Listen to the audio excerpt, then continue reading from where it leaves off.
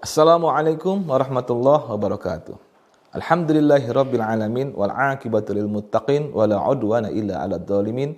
Asyhadu an la ilaha illallah wahdahu la syarikalah al malikul haqqul mubin wa asyhadu anna Muhammadan abduhu wa rasuluh shadiqul wa'dil amin. Pemirsa yang dirahmati Allah Subhanahu wa taala, sahabat-sahabat Rumi Center, kita akan bahas kali ini karena ada pertanyaan tentang rukhsahnya bagi seorang musafir.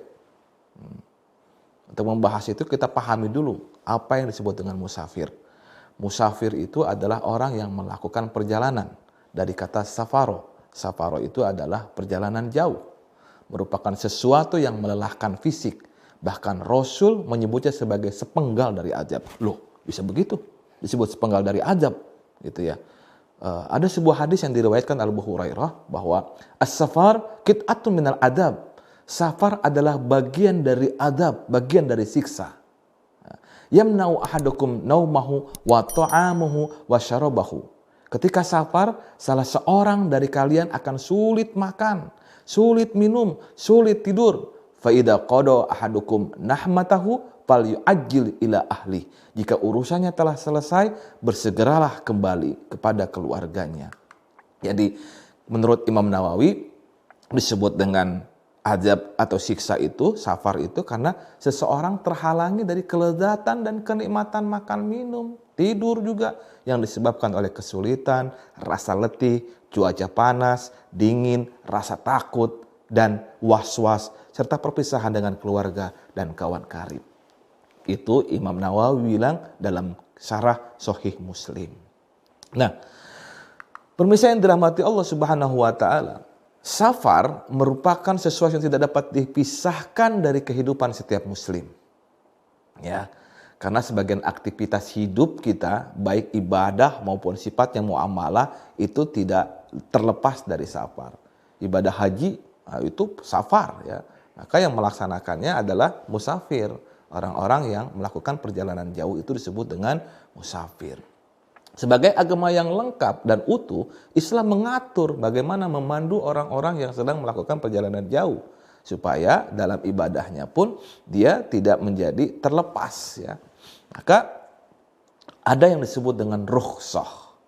Ada yang disebut dengan kemudahan-kemudahan yang diberikan oleh Allah Subhanahu wa taala kepada para musafir.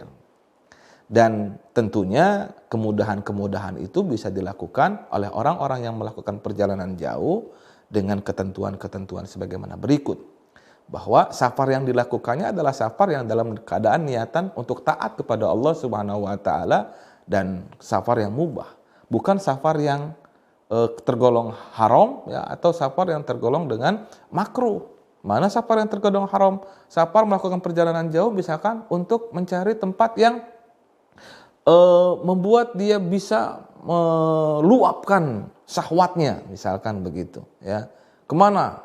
Misalkan dia mau main judi ke Las Vegas misalkan. Itu dia melakukan perjalanan jauh, tapi nggak ada rukhsah kalau yang buat itu ya.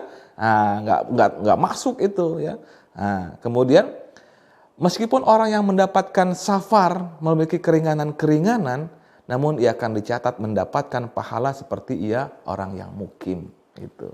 Nah, pengen tahu apa saja rukhsahnya orang-orang yang melakukan perjalanan jauh? Antara lain ya, pertama dia bisa mengqashar sholat. Mengqashar sholat itu adalah menyingkat rakaat sholat dari 4 menjadi 2. Seperti sholat zuhur, sholat asar, sholat isya. Ya, kalau maghrib tetap 3 rakaat, jangan diqashar kalau maghrib ya. Yang kedua, kemudahannya adalah dia boleh menjamak. Ya, menjamak sholat. Menjamak itu mengumpulkan 2 waktu sholat. Misalkan sholat zuhur dan sholat asar dikumpulkan dalam 1 waktu. Sholat maghrib dan sholat isya dikumpulkan dalam 1 waktu. Ya, baik tam ya, secara penuh ya. Jadi zuhur 4 rakaat, asar 4 rakaat, maghrib 3 rakaat, isya 4 rakaat. Atau jamak qashar. Selain jamak, dia juga mengqashar. Jadi dilakukan 2 rakaat zuhur, kemudian dia setelah salam berdiri lagi 2 rakaat asar. Baik dilakukan di awal, kalau dilakukan di awal namanya jamak takdim, tapi kalau dilakukan di akhir, di waktu asar misalkan, 2 sholat zuhurnya dan 2 sholat asarnya dilakukan di waktu asar, maka disebut dengan jamak qashar zuhur dan asar. Kalau maghrib ingat tidak boleh di qashar lagi, sudah singkat, dia sudah menjadi 3. Misalkan dia harus menjamak maghrib dan isya, berarti lakukan sholat maghrib 3 rakaat, kemudian isya 2 rakaat. Itu jamak takdim qashar ya, maghrib dan isya. Atau dia lakukan pada saat di waktu isya, maghribnya 3 rakaat, isyanya 2 rakaat. Ya. Ini yang kedua, rukhsah yang kedua. Rukhsah yang ketiga ya, adalah mengusap khuf sepatu.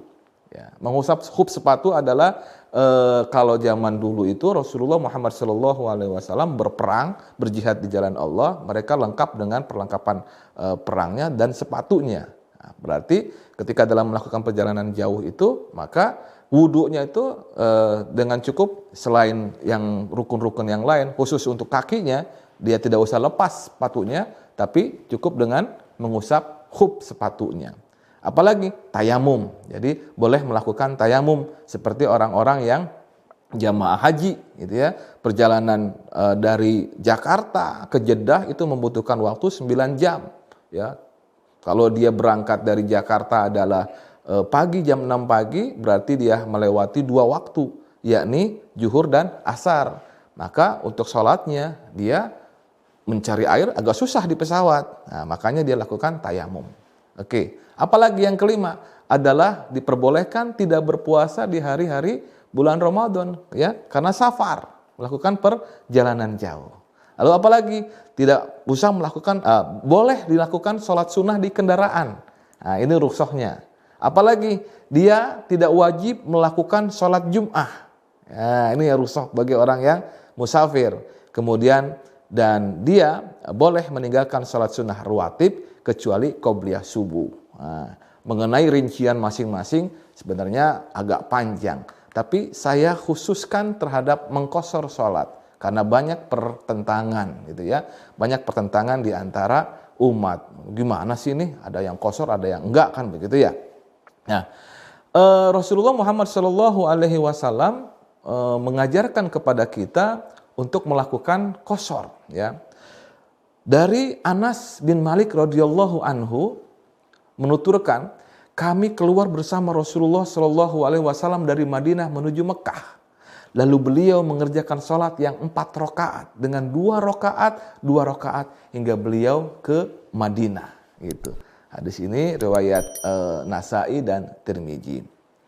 Sementara itu Umar radhiyallahu anhu, ada sahabat-sahabat yang mempertanyakan ini, ya. Maka Umar malah bilang begini, aku juga heran sama seperti kamu.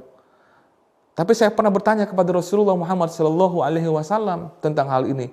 Rasul kemudian menjawab, Shadaqatun tasaddaqallahu biha alaikum faqbalu shadaqatah. Itu adalah sedekah yang diberikan Allah kepada kalian. Maka terimalah sedekahnya. Hadis sahih riwayat Muslim. Maka kemudahan ini, qashar ini ya, bagi umat muslim yang melakukan perjalanan jauh, maka ini baiknya adalah digunakan. Ya. Jangan sampai tidak digunakan. Itu, ya. Ini penting. Ya. Sama ada seloroh bilang teman-teman saya, kalau kamu belanja ya di supermarket, kemudian ada kesempatan diskon 50%. Itu diskon itu kemudahan. Ya. Lalu karena dengan rezeki yang ada sama ente, misalkan punya duit banyak begitu, kemudian saya nggak pakai diskonnya, saya mau bayar full. Kayak banget dia gitu ya, ada kemudahan, ada diskon tapi tidak dimanfaatkan. Ini diskon dari Allah Subhanahu wa taala untuk orang yang melakukan perjalanan jauh. Maka disarankan juga oleh Rasulullah Muhammad SAW, itu adalah sedekah yang diberikan Allah kepada kalian, maka terimalah sedekahnya. Itu ya. Tapi kalau lagi kita sholat berjamaah ya dengan makmum yang dengan imam yang mukim, dengan imam setempat, maka lakukanlah sempurna 4 rakaat kita berjamaah kepadanya. Ya, wajib itu musafir mengikuti imam sehingga ia tetap sholatnya sempurna. Ya, itu. Jadi mudah-mudahan ini bisa dipahami oleh penanya ya, oleh pemirsa. Jadi baik itu rukhsah tentang qashar, tentang jamak, tentang mengusap khuf, ya, tentang melakukan tidak berpuasa pada saat bepergian di bulan Ramadan, itu adalah rukhsah dari Allah Subhanahu wa taala dan rukhsah-rukhsah lainnya, ya. Semoga Allah Subhanahu wa taala berikan kemudahan kepada kita dalam melaksanakan amaliyah ibadah, baik ibadah maupun muamalah. Demikian, mudah-mudahan bermanfaat. Assalamualaikum warahmatullahi wabarakatuh.